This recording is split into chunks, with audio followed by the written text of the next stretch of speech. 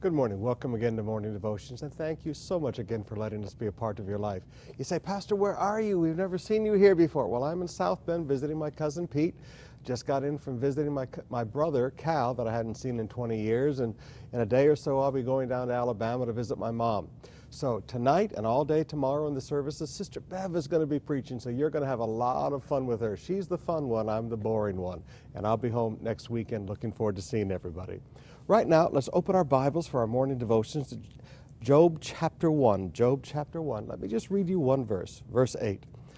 Then the Lord said to Satan, "Have you considered my servant Job? There is no one on earth like him. He is blameless and upright, a man who fears God and shuns evil."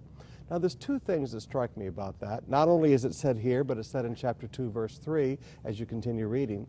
But the two things that strike me about this are, number one, God was bragging about somebody.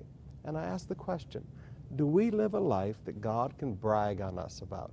Do we live a life that God can look at us and say, would you look at my son? Would you look at my daughter? I'm so proud of them. Do you see how they live? I want to live a life that God can be proud of. But in addition to that, he said there's no one else on earth like him. In spite of everything going on around Job's life, Job was unique in the earth. Now, sometimes you and I feel so pressured to be like everybody else. We feel so pressured to conform. We feel so pressured to go along with the flow as Christianity becomes less and less like God and more like something else. There's so much pressure on us to conform.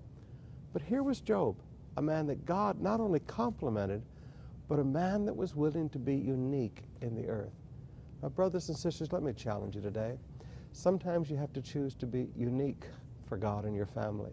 You have to choose to be unique for God in the call centers.